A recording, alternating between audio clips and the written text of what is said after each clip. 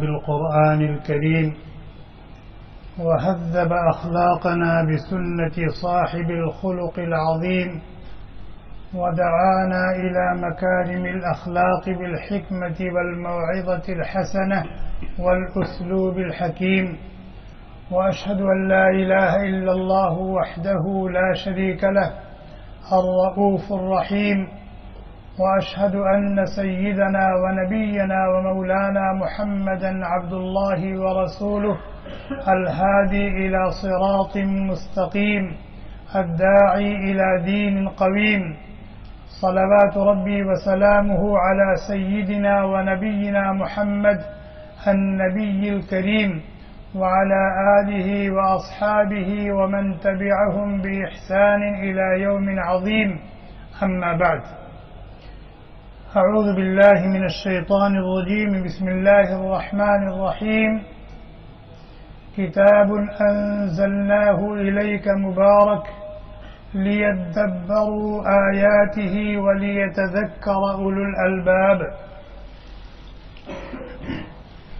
عن جابر رضي الله عنه قال: قال رسول الله صلى الله عليه وسلم: القرآن شافع مشفع وماحل مصدق، من جعله أمامه قاده إلى الجنة، ومن جعله خلف ظهره ساقه إلى النار. رواه ابن حبان والبيهقي في شعب الإيمان، أو كما قال النبی صلی اللہ علیہ وسلم. میرے دینی بھائیوں اور دینی بہنوں،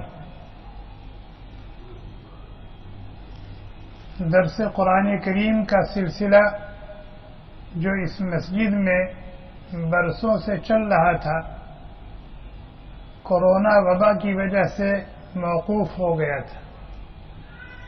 الحمدللہ مرکز عبداللہ بن زید الثقافی یعنی فنار اور ادارت المساجد کی منظوری کے ساتھ آج سے یہ سلسلہ دوبارہ شروع ہو رہا ہے. ہم سورہ توبہ مکمل کر چکے تھے، یعنی سورہ بقرہ سے چل کر سورہ توبہ مکمل کر چکے تھے. سورہ یونس بھی شروع ہو چکی تھی. سورہ یونس کا 1 صفحہ یا 2 صفحہ ہوا تھا. بہرحال اب دوبارہ درس انشاءاللہ سورہ یونس کے شروع سے شروع ہوگا. قرآن کریم یہ اللہ تبارک و تعالی کی جانب سے اس کے ایک ایک بندے اور ایک ایک بندی کے نام محبت بھرا پیغام اور کھلا ہوا خط. اللہ تعالیٰ نے قرآن کریم کے ذریعے سے اپنے ایک ایک بندے کو اور ایک ایک بندی کو مخاطب کیا ہے اور ان سے گفتگو کی ہے.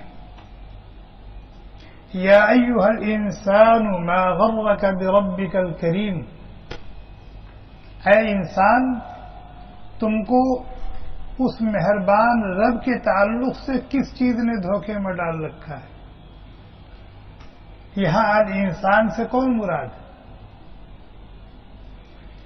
یہ خطاب یا ایھا الانسان بالکل ایسے ہی ہے جیسے کہا جائے یا فلان ما غرک بربک الکریم، یا عبد الرحمن ما غرک بربک الکریم، یا فاطمہ ما غرک بربک الکریم، یا عائشہ ما غرک بربک الکریم. یہ خطاب بالکل یہی ہے جو میں نے کہا کہ قرآن کریم یہ اللہ رب العالمین کی طرف سے اس کے ایک ایک بندے کے نام، ایک ایک بندی کے نام محبت بھرا پیغام ہے، کھلا ہوا خط ہے. اللہ تعالیٰ نے کہا یا ایھا الذین آمنوا، ہر وہ بندہ مخاطب ہے جو اللہ پر ایمان لا چکا ہے. یا ایھا الناس اعبدوا،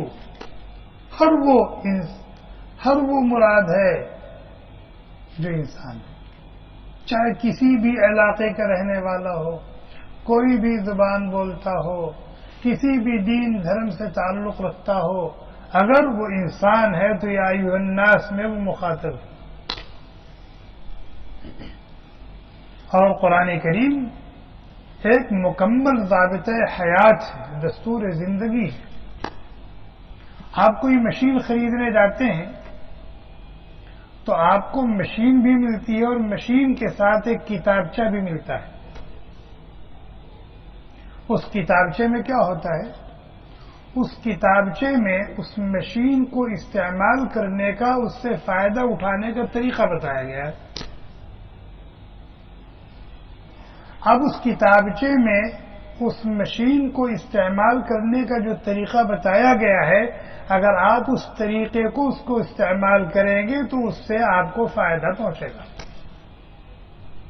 اور اگر اس میں لکھے ہوئے جو اصول ہیں، استعمال کا جو طریقہ ہے، اس سے ہٹ کر آپ اونے پونے استعمال کریں گے تو پھر اس مشین سے جیسے فائدہ اٹھانا چاہیے آپ نہیں اٹھا سکتے۔ بالکل اسی طرح اللہ تعالی نے اپنی رحمت سے ہم سب کو عدم سے وجود بخشا، نیست سے ہست کیا، تو پھر یوں ہی بے مہار نہیں چھوڑ دیا کہ ہم جیسے چاہیں جیئیں اور پھر کھائیں پیئیں اور مر جائیں۔ نہیں، ساتھ ساتھ اللہ تعالیٰ نے قرآن کریم کی شکل میں ایک کتاب عطا فرمائی کہ ہم نے تم کو دنیا میں بھیجا ہے، ایک محدود وقت تک کے لیے بھیجا ہے، اور پھر جب وہ وقت پورا ہو جائے گا تو ہم تم کو اپنے پاس بلا لیں گے۔ وہ مدت جو تم کو دنیا میں گزارنی ہے وہ اس دستور کے مطابق گزارنی ہے۔ اگر اس دستور کے مطابق گزارو گے تو پھر تمہاری دنیا کی زندگی کامیاب ہوگی، اور پھر ہمیشہ ہمیش کی راحت، ہمیشہ ہمیش کا سکون، ہمیشہ ہمیش کی خوشی تمہارا مقدر بنے گی۔ اور اگر تم نے اس دستور سے ہٹ کر جانوروں والی زندگی گزاری، جو چاہا کھایا، جو چاہا پیا، جیسے چاہے رہے، جو چاہا دیکھا، جو چاہا کیا، تو پھر تمہاری آنے والی زندگی تباہ و برباد ہوگی، اور ہمیشہ ہمیش کا دکھ، ہمیشہ ہمیش کا غم، ہمیشہ ہمیش کی تکلیف، ہمیشہ ہمیش کی پریشانی تمہارا مقدر بنے گی۔ اللہ تعالیٰ فرماتے کتاب عظیم کتاب، کتاب ھذا کتاب، یہ عظیم کتاب ہے، عظیم کتاب ہے، مبارکن، سراپا برکت ہے، سراپا برکت ہے، خیر ہے، خیر ہی خیر ہے، برکت ہی برکت ہے، اس سے کسی بھی طرح کا تعلق نفع سے خالی نہیں ہے۔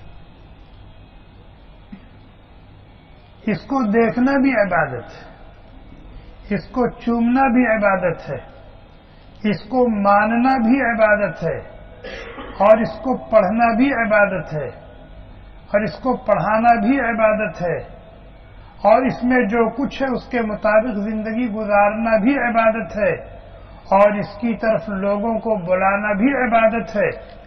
آپ اس کو پڑھ رہے سمجھیں یا نہ سمجھیں، ایک حرف پر 10 نیکی، پڑھ رہے ہیں سمجھیں یا نہ سمجھیں، ایک حرف پر 10 نیکی، اور اگر آپ سمجھ کر کے پڑھ رہے ہیں تو نور علی نور ہے، سونے پر سہاگا ہے۔ پھر آپ کو کیا کچھ ملے گا وہ بیان نہیں کیا جا سکتا۔ کتاب انزلناہ الیک مبارک، کس لیے ہم نے دیا ہے؟ تاکہ اس سے ایثار ثواب کیا جائے۔ کسی کا انتقال ہو گیا ہے تو اس کو پڑھ کر کے اس کو ثواب بخش دیا جائے، یہ قرآن اس مقصد کے لیے دیا گیا نہیں۔ کسی کو اوپر جن آ جائے، بھوت پریت آ جائے تو پڑھ کر کے اس کو دم کر دیا جائے، اس لیے دیا ہے۔ اس کو اچھے اچھے جزدان میں رکھ کر کے، طاق پر رکھ کر کے زینت بنائی جائے، یا بچی کی شادی ہو رہی ہے تو برکت کے طور پر جہیز میں دے دیا جائے، نہیں۔ مقصد یہ ہے لیدبروا آیاتہ، تاکہ تم اس کو سمجھو، تاکہ تم اس کو سمجھو، سمجھنے کی کوشش کرو، اور پھر اس کی دی ہوئی جو تعلیمات ہیں، ہدایات ہیں، اس کے مطابق زندگی گزارو۔ جو اوامر ہیں ان کو بجا لاؤ، جو نواہی اور زواجر ہیں ان سے باز آ جاؤ، جو امثال بیان کی گئی ہیں ان سے عبرت لو، جو قصے بیان کیے گئے ہیں ان سے سبق لو۔ اچھوں کے قصے ہیں تو اچھے بننے کی کوشش کرو، اور بروں کے قصے ہیں تو پھر برے بننے سے بچو۔ لیدبروا آیاتہ، تاکہ اس کو سمجھو، سمجھنے کی کوشش کرو اور اس کے مطابق زندگی گزاریں اہل دانش و بینش، اہل خرد۔ معلوم کیا ہوا؟ جو قرآن سے جڑا ہوا ہے وہ عقل مند آدمی ہے، اور پرلے درجے کا بیوقوف ہے جو قرآن سے کٹا ہوا ہے، قرآن سے ہٹا ہوا۔ اللہ تعالیٰ کہتے ہیں وَإِنَّهُ لَتَنزِيلُ رَبِّ الْعَالَمِينَ، یہ رب العالمین کا اتارا ہوا ہے، رب العالمین کا اتارا ہوا ہے۔ کیسے اتارا؟ کہاں اتارا؟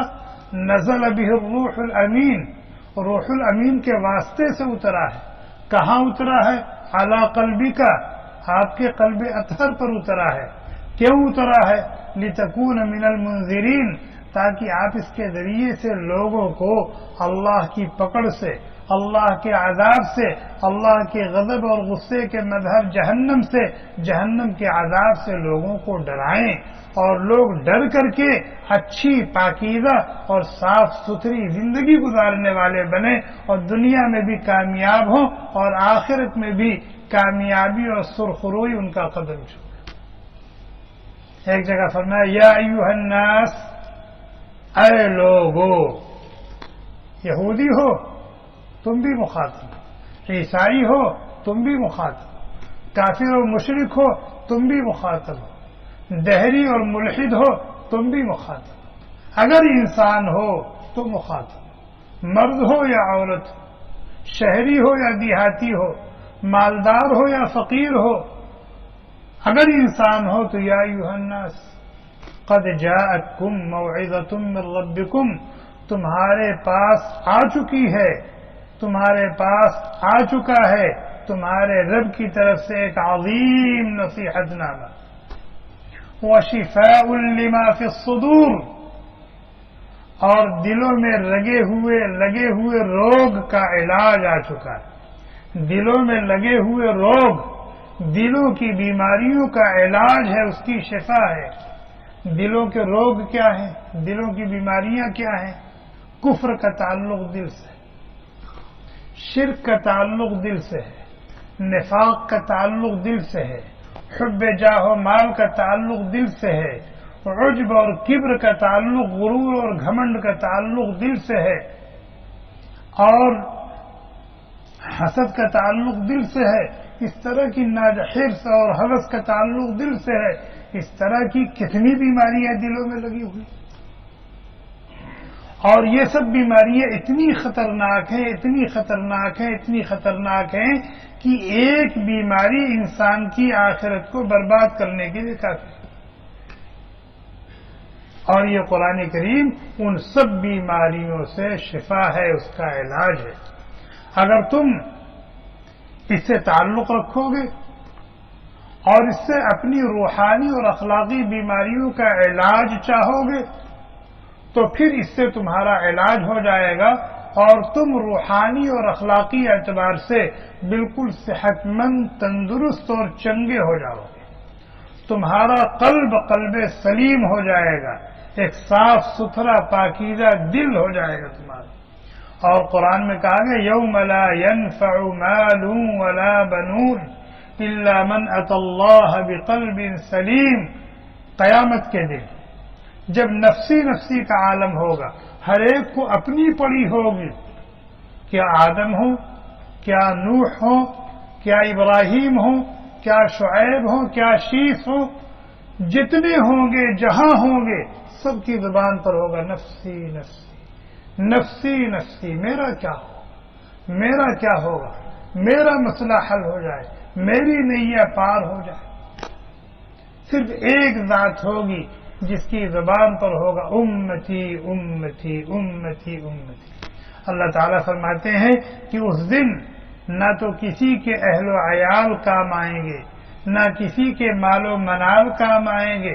نجات اگر کسی کو ملے گی تو اسے ملے گی جو صاف ستھرا، پاکیزہ، صحت مند، تندرست اور چنگا دل لے کر آئے گا. اور قلب سلیم کسے کہتے؟ قلب سلیم اسی کو کہتے ہیں جس دل میں کبر اور غرور کی جگہ تواضع، عاجزی اور انکساری ہو، جس دل میں حرص و ہوس کی جگہ زہد اور قناعت ہو، جس دل میں کفر کی جگہ اسلام ہو، شرک کی جگہ توحید ہو، نفاق کی جگہ اخلاص ہو. وہ دل کیا ہوگا؟ صاف ستھرا دل ہوگا، قلب سلیم. اور قلب سلیم بنے گا قرآن ہدایات پر عمل کرنے سے. اس سے ہٹ کر کے کوئی چاہے کہ مجھے میرا دل صاف ستھرا اور پاکیزہ ہو جائے، میرا قلب سلیم ہو جائے، ناممکن. اسی کو فرمایا وشفاء لما فی الصدور. آگے کہہ رہے وہدی ورحمہ للمؤمنین، ایمان والوں کے لیے سامان ہدایت ہے، سامان رحمت. اللہ کے نبی علیہ الصلاۃ والسلام نے فرمایا، ابن حبان کی روایت ہے، بیہقی نے شعب الایمان میں نقل کیا ہے، حضرت جابر ابن عبداللہ رضی اللہ تعالی عنہ راوی ہیں. وہ کہتے ہیں اللہ کے نبی علیہ الصلاۃ والسلام نے فرمایا القرآن شافع مشفع. قرآن کریم ہر اس شخص کی سفارش کرے گا جس کا قرآن سے تعلق ہو. سفارشی ہے، لیکن کیا ہر سفارشی کی سفارش قبول ہو جاتی؟ ہر سفارشی کی سفارش قبول ہو جاتی نہیں. لیکن یہ ایسا سفارشی ہوگا بارگاہ رب العزت میں کہ اس کی سفارش رد نہیں ہو سکتی. شافع مشفع، اس کی سفارش مانی ہی جائے گی. اور یہ ایسے سفارش کرے گا کہ اے اللہ، یہ تیرا بندہ، یہ تیری بندی، مجھے تو نے اس کے حوالے کیا تھا، اس نے حق ادا کر دیا، میں اس کی شہادت دیتا ہوں کہ اس نے حق ادا کر دیا. اب میری درخواست ہے کہ آپ ان کے ساتھ فضل کا معاملہ کریں، رحم اور کرم کا معاملہ فرمائیں اور ان کو جنت میں داخل کریں. اور اگر میں آپ کا کلام نہیں ہوں اور آپ نے ان لوگوں سے جو میرا حق ادا کریں آپ نے یہ وعدہ نہیں کیا ہے تو پھر آپ اس کی صفائی دیں. اس طرح سے وہ اللہ تعالیٰ کی بارگاہ میں سفارش کرے گا. اسی لیے اللہ کے نبی علیہ الصلاۃ والسلام نے فرمایا اقرأوا القرآن، قرآن سے اپنا تعلق مضبوط کرو، قرآن سے اپنا تعلق مضبوط کرو. فَإِنَّهُ يَأْتِي يَوْمَ الْقِيَامَةِ شَفِيعًا لِأَصْحَابِهِ، اس لیے کہ قرآن اہل قرآن کے لیے کل قیامت کے دن سفارش کرے گا، سفارش کرے گا. تو اللہ کے نبی علیہ الصلاۃ والسلام نے فرمایا القرآن شافع مشفع وماحل مصدق. جھگڑالو ہے، ایسا مصدق ہے جس کی تصدیق کی جائے گی، جس کی بات مانی جائے گی. من جعلہ امامہ قادہ الی الجنہ، جس نے اس کو اپنی زندگی کے لیے مشعل راہ بنایا، غمی میں بھی، خوشی میں بھی، سفر میں بھی، حضر میں بھی، فقر فاقہ تنگ دستی میں بھی اور مالداری اور فراقی میں بھی، غرض جہاں رہا، جس حال میں رہا، قرآنی اصول کے مطابق، قرآنی دستور کے مطابق زندگی گزارتا رہا، تو اللہ کے نبی علیہ الصلاۃ والسلام فرماتے ہیں یہ اس کو جنت میں پہنچا کے دم لے گا، یہ اس کو جنت میں پہنچا کے دم لے گا، یہ اس کو جنت میں پہنچا کے دم لے گا. ومن جعلہ خلفہ، اور جس نے اس کے اوامر و نواہی کو بالائے طاق رکھا اور منمانی زندگی گزاری، منمانی زندگی گزاری، قرآنی تعلیمات اور ہدایات سے لاپرواہ اور غافل ہو کر کے، ساقہ الی النار، جہنم میں ڈھکیل کر کے وہ دم لے گا، جہنم میں پہنچا کر کے یہ دم لے گا۔ قیامت کا دن ہوگا، بہت ہولناک دن ہوگا، نفسی نفسی کا عالم ہوگا۔ اللہ کے نبی علیہ الصلوۃ والسلام جو امام الانبیاء ہیں، خاتم النبیین ہیں، سید الکونین ہیں، خلاصہ کائنات ہیں، محبوب رب العالمین ہیں، شفیع المذنبین ہیں، بارگاہ رب العزت میں مقدمہ دائر کریں گے۔ کن کے خلاف؟ ان لوگوں کے خلاف جنہوں نے قرآن کی حق تلفی کی ہے۔ اس عظیم کتاب کی جیسی قدر کرنی چاہیے تھی قدر نہیں کیا، لا تعلق رہے، جس طرح اس پر ایمان ہونا چاہیے اس طرح ایمان نہیں رکھا، جیسے اس کو پڑھنا چاہیے سمجھنا چاہیے اس پر عمل کرنا چاہیے نہیں۔ اللہ کے نبی علیہ الصلوۃ والسلام کہیں گے یا رب ان هذا القرآن ان قوم اتخذوا هذا القرآن مهجورا وقال الرسول یا رب ان قوم اتخذوا هذا القرآن مهجورا۔ اے میرے رب یہ میری امت کے افراد ہیں، یہ میری امت کے افراد ہیں، انہوں نے قرآن کریم کے ساتھ اچھا معاملہ نہیں کیا، ان سے غافل رہے، لا تعلق رہے، اس کو بالائے طاق رکھ رکھا تھا۔ بتائیں مدعی کون ہے؟ مدعی کون ہے؟ قاضی اور جج کون ہے؟ عدالت کس کی ہے؟ حکم الحاکمین کی۔ مدعا علیہ کون ہے؟ ہم اور آپ۔ مدعا علیہ ہم اور آپ ہیں، مدعی نبی اکرم صلی اللہ علیہ وسلم ہے، موضوع قرآن سے لا تعلقی، عدالت بارگاہ رب العزت ہے، فرشتے سب بستہ کھڑے ہیں، 70,000 زنجیروں میں جکڑی ہوئی جہنم جوش مار رہی ہے، ایک ایک زنجیر کو 70,000 فرشتے پکڑے ہوئے ہیں، پھر بھی وہ بے قابو ہو رہی ہے۔ بتائیں وہاں کیا بنے گی؟ وہاں اگر مقدمہ ہمارے خلاف ہو گیا تو بتائیں ہماری کیا بنے گی؟ اور قرآن پر ایمان نہ لانا، قرآن کو نہ ماننا، یہ بھی قرآن سے قرآن کو چھوڑ دینا۔ ایمان لائے ہیں، مانتے ہیں لیکن پڑھتے نہیں، یہ بھی قرآن کو چھوڑ دینا۔ پڑھتے ہیں جیسے تیسے، صحیح ڈھنگ سے نہیں پڑھتے، یہ بھی قرآن کو چھوڑ دینا۔ نہ سمجھتے ہیں نہ سمجھنے کی کوشش کرتے ہیں، یہ بھی قرآن کو چھوڑ دینا۔ قرآنی ہدایات پر عمل نہیں کرتے، یہ بھی قرآن کو چھوڑ دینا ہے۔ اپنے بچوں اور اپنی بچیوں کو قرآن نہیں سکھاتے، نہیں پڑھاتے، یہ بھی قرآن کو چھوڑ دینا ہے۔ قرآن کی نشر و اشاعت نہیں کرتے، قرآن کی طرف لوگوں کو دعوت نہیں دیتے، نہیں بلاتے، یہ بھی قرآن کو چھوڑ دینا ہے۔ ہم اپنا محاسبہ کریں کہ خدا نخواستہ کہیں مجرمین میں ہمارا نام تو نہیں آ رہا ہے، کہیں مجرمین میں ہمارا نام تو نہیں آ رہا ہے، ہم مدعا علیہ تو نہیں بن رہے ہیں، ہمارے خلاف تو نہیں کیس ہو رہا ہے، ہمارے خلاف تو نہیں کیس ہو رہا ہے۔ اور ایک بات بتاؤں، ہم سب مجرم ہیں، حقیقت ہم سب مجرم۔ ہم نے اس عظیم کتاب کے ساتھ بڑا ظلم کر رکھا، ہم نے اس عظیم کتاب کے ساتھ بڑا ظلم کر رکھا۔ موبائل پر، کمپیوٹر پر گھنٹوں لگے رہتے ہیں، دوسری کتابیں اونی پونی گھنٹوں لگے رہتے ہیں۔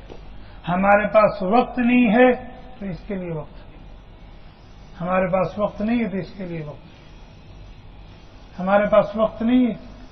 ہندوستان میں پیدا ہونے والا، پاکستان میں پیدا ہونے والا، بنگلہ دیش میں پیدا ہونے والا، جس کی زبان انگریزی نہیں ہے لیکن چند ٹکوں کی لالچ میں وہ انگریزی سیکھتا ہے اور پھر انگریزوں سے اچھی انگریزی بولنے لگتا ہے، انگریزوں سے اچھی انگریزی لکھنے لگتا ہے، پڑھنے لگتا ہے، بولنے لگتا ہے. غلط کہہ رہا ہوں؟ تو جو آدمی اس کی زبان انگریزی نہیں ہے، وہ چند ٹکوں کی لالچ میں انگریزی سیکھتا ہے اور پھر انگریزوں سے اچھی انگریزی بولنے لگتا ہے، لکھنے لگتا ہے، پڑھنے لگتا ہے. وہ اپنی اللہ تبارک و تعالیٰ کی عظیم کتاب کو سمجھنے کے اور اس پر عمل کرنے کے شوق میں عربی کیوں نہیں سیکھتا؟ عربی کیوں نہیں سیکھتا؟ سیکھ سکتا کہ نہیں سیکھتا؟ اگر انگریزی سیکھ سکتا ہے 4 سال 5 سال محنت کر کے اور اس کو فرافر بول بھی سکتا ہے، لکھ بھی سکتا ہے، سمجھتا بھی ہے، تو 2-4 سال اس شوق میں محنت کر کے عربی کیوں نہیں سیکھ لیتا کہ عربی ہماری مذہبی زبان ہے، عربی ہماری مذہبی زبان ہے اور زندگی گزارنے کا جو دستور ہے عربی زبان میں ہے، قرآن کی شکل میں اور احادیث نبویہ کی شکل میں. تو کیا وہ سیکھنا چاہے تو سیکھ نہیں سکتا؟ سیکھ سکتا ہے، لیکن نہیں سیکھتا. مجرم ہے کہ نہیں ہے؟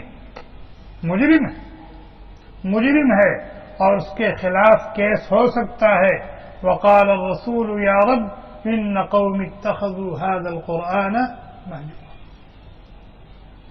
دنیا میں آج کتنے ملک ہیں جس کے کالے پیلے کے مالک مسلمان ہیں؟ کتنے ملک ہیں؟ کتنے ملک ہیں بھائی بتائیے؟ دنیا میں کتنے ملک ہیں جس کے کالے پیلے کے مالک مسلمان ہیں؟ 56 ملک. اور دنیا میں کون ایسا ملک ہے جہاں مسلمان نہیں ہے؟ دنیا میں کون ایسا ملک ہے اگرچہ وہاں مسلمانوں کی حکومت نہیں ہے لیکن کوئی ایسا ملک ہے جہاں مسلمان نہ ہوں؟ اور مسلمانوں کے جتنے ممالک ہیں وہ ہر قسم کی نعمتوں سے مالا مال بھی ہیں. جتنی ثروتیں، جتنی نعمتیں ان ممالک میں ہیں غیروں کے ممالک میں نہیں. لیکن اس وقت جتنے بے ویلو مسلمان ہیں اتنا بے ویلو کوئی اور ہے بھی نہیں. دنیا میں جتنے بے وزن اور بے ویلو مسلمان ہیں اتنا بے وزن بے ویلو کوئی اور قوم نہیں ہے.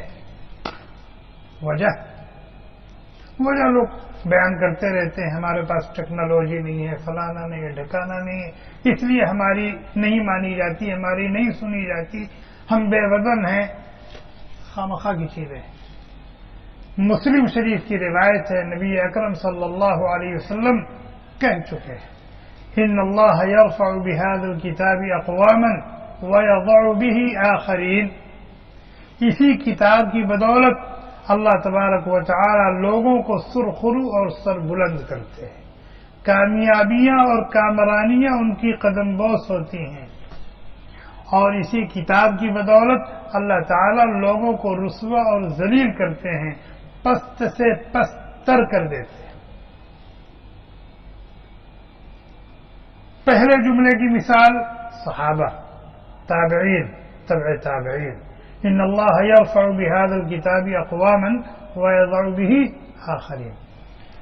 ان اللہ یرفع بهذا الكتاب اقواما، صحابہ ہیں، تابعین ہیں، تبع تابعین ہیں، ائمہ مجتہدین ہیں. ويضع به آخرین، اس کی مثال ہم، اس کی مثال ہم. اس وقت قیصر اور کسرا تھے، قیصر اور کسرا. اس وقت جو روس اور امریکہ ہیں اس وقت کے قیصر اور کسرا کے سامنے ان کی کوئی حیثیت ہی نہیں. اس وقت قیصر اور کسرا، روم اور فارس جتنے باوزن تھے اور ان کی سلطنت جتنی مدید اور شدید تھی، اس وقت کے روس اور امریکہ اس کی گرد بھی نہیں. اور ان کے سامنے عربوں کی کوئی حیثیت نہیں تھی، عربوں کی کوئی حیثیت نہیں تھی. اتنے گئے گزرے تھے، اتنے گئے گزرے تھے کہ کوئی ان پر حکومت کرنے کے لیے نہیں تیار تھا. عربوں پر کوئی حکومت کرنے کے لیے اور عرب کو اپنی حکومت میں شامل کرنے کے لیے کوئی تیار نہیں تھا. لیکن جب ان کو قرآن ملا اور وہ قرآن سے جڑے تو پھر اسی قرآن کی برکت سے انہوں نے قیصر اور کسریٰ کے تاج کو اپنے جوتوں کی نوک سے اڑا دیا تھا. اسی تعلق بالقرآن کی برکت سے حضرت عمر رضی اللہ تعالی عنہ نے قیصر کے تاج کو وقت ہو گیا، مسجد بند کرنی ہے؟ ہاں کچھ کہنا ہے؟ اچھا بیٹھو. اپنے جوتے کی نوک پر اڑا دیا تھا. اور قیصر و کسریٰ اس وقت کے روس اور امریکہ عمر کے نام سے کانپتے تھے، عثمان کے نام سے کانپتے تھے، علی کے نام سے کانپتے تھے، معاویہ کے نام سے کانپتے تھے. جب حضرت معاویہ رضی اللہ تعالیٰ عنہ اور حضرت علی رضی اللہ تعالیٰ عنہ کے درمیان اختلاف ہوا تو دشمن نے سوچا کہ اس اختلاف سے فائدہ اٹھایا جائے، اور اس نے حضرت معاویہ رضی اللہ تعالیٰ عنہ کو ایک خط لکھا اور اس میں لکھا کہ آپ کے ساتھی نے آپ کے ساتھ زیادتی کی ہے، اگر آپ کو کسی قسم کے تعاون کی ضرورت ہو تو ہم ہر طرح کے تعاون کے لیے تیار ہیں. حضرت معاویہ رضی اللہ تعالیٰ نے جو جواب لکھا تھا وہ سنہرے حروف سے تاریخ میں لکھا ہوا ہے. کیا لکھا تھا؟ یا کلب الروم، اور رومی کتے، یہی لفظ لکھا تھا. یا کلب الروم اور رومی کتے، اگر تم نے علی کی طرف ترچھی نظر بھی اٹھا کے دیکھا تو علی کا ایک سپاہی بن کر تمہارا سر قلم کرنے کے لیے معاویہ آئے گا. یہ شان تھی اور یہ برکت تھی تعلق بالقرآن کی. شاعر مشرق علامہ اقبال رحمۃ اللہ علیہ کہہ گئے ہیں وہ معزز تھے زمانے میں مسلمان ہو کر، وہ معزز تھے زمانے میں مسلمان ہو کر، ہم خوار ہوئے تارک قرآن. حقیقت ہے، یہ حقیقت ہے. اور اگر ہم اپنے بڑوں کی ڈگر پر چلنا چاہتے ہیں اور ویسے بننا چاہتے ہیں تو صرف ایک کام کرنا ہے، ہم صحیح سچے اور پکے مسلمان بن جائیں اور قرآن کریم سے جیسا تعلق مطلوب ہے ویسا تعلق قائم کریں. آج بھی اس گئے گزرے دور میں بھی جو لوگ قرآن کریم سے مضبوطی کے ساتھ جڑے ہوئے ہیں ان کی انفرادی زندگی بڑی معززانہ زندگی. صحیح کہہ رہا ہوں. اس گئے گزرے دور میں بھی جو لوگ قرآن کریم سے اپنا تعلق مضبوط کیے ہوئے ہیں اور اس کو مشعل راہ بنائے ہوئے ہیں، اس کے مطابق زندگی گزارنے کی کوشش کر رہے ہیں، ان کی اپنی زندگی اپنی انفرادی زندگی قابل رشک ہے. ان کے پاس بنگلہ نہیں ہے، ان کے پاس کوٹھیاں نہیں، ان کے پاس ڈگریاں نہیں ہیں، ان کے پاس بینک بیلنس نہیں، ان کے پاس جائیداد و پراپرٹی نہیں ہے، لیکن اس کے باوجود جب وہ کہیں جاتے ہیں تو دنیا ایک نظر دیکھنے کو ترستی ہے. مسافہ کر لیں اس کے لیے لڑتی ہے، ایک دوسرے کو دھکا دیتی اور آگے بڑھتی، کرتی ہے نہیں کرتی. یہ اسی تعلق کی بات. باقی ان کے پاس کیا ہے؟ ہم ان سے اچھا کھاتے ہیں، ہم ان سے اچھا پہنتے ہیں، ہمارا گھر ان سے اچھا ہے، ہماری گاڑی ان سے اچھی ہے، لیکن ہم کوشش یہ کرتے ہیں کہ حضرت ہماری گاڑی پہ قدم رکھ دیں، اور اگر وہ بیٹھ گئے تو ہمارا سر آسمان پہ چلا جاتا ہے. یہ ہمارے پاس کس چیز کی کمی؟ لیکن تو ضرورت یہی ہے کہ ہم پلٹیں اور قرآن کریم سے اپنا تعلق مضبوط کریں، خود بھی جڑیں اور اپنے بچوں کو، اپنی بچیوں کو، بلکہ اپنی آنے والی نسلوں کو قرآن سے جوڑیں. اور اگر پڑھنا نہیں جانتے ہیں، خدا کی قسم 24 گھنٹے میں سے صرف 20 منٹ نکال لیں. اگر پڑھنا نہیں جانتے ہیں یا پڑھنا جانتے صحیح نہیں پڑھتے ہیں، 24 گھنٹے میں سے صرف 20 منٹ نکالیں اور کسی عالم دین سے، قاری قرآن سے تعلق قائم کر لیں. سال 2 سال میں آپ بہترین قرآن پڑھنے لگیں. نہیں پڑھنا جانتے تو پڑھنے لگیں گے. اور اگر صحیح نہیں پڑھتے تو ڈھنگ سے پڑھنے لگیں گے. اور اگر آپ پڑھتے اچھا ہیں سمجھتے نہیں ہیں صرف 20 منٹ نکالیں 20 منٹ نکالیں کسی عالم سے جڑ جائیں روزانہ 2 آیت کے ترجمہ 2 آیت کے ترجمہ سال 2 سال میں پورا قرآن آپ کی گرفت میں آ جائے گا. اتنی پکڑ آ جائے گی کہ امام صاحب پڑھتے جائیں گے آپ اس کے معنی اور مفہوم کو سمجھتے جائیں گے. لیکن ہم اتنا کرنے کے لیے بھی تیار ہیں. ہم تو اتنے بدبخت ہو گئے ہیں کہ پورا سال گزر جاتا ہے ہم قرآن کھولتے ہی نہیں اور اس موبائل نے تو بیڑا غرق کر دیا. اس موبائل نے تو بیڑا غرق کر دیا. اب موبائل کی مصروفیت اتنی زیادہ ہو گئی ہے کہ قرآن کے لیے حدیث کے لیے دینی مجلسوں میں جانے کے لیے دینی بیانات سننے کے لیے فرصت ہی بات لمبی نہ ہو جائے. تفسیر انشاءاللہ آئندہ جمعہ سے شروع ہوگی سورہ یونس سے. آج کچھ تمہیدی باتیں ذکر کر دی گئی ہیں. اللہ تعالیٰ مجھے بھی عمل کرنے کی توفیق عطا فرمائے اور آپ سب کو بھی عمل کرنے کی توفیق عطا فرمائے. جو باتیں کہی گئی ہیں سنی گئی ہیں میں بھی اس کا محتاج ہوں آپ سب بھی محتاج ہیں. اللہ تعالیٰ اس کہنے اور سننے کو قبول فرمائے اور ہم سب کے لیے ذریعہ نجات اور ذخیر آخرت بنائے. یہ عظیم کتاب اللہ تعالیٰ نے ہمیں دی ہے ہماری زندگی کے لیے ضابطۂ حیات ہے دستور ہے.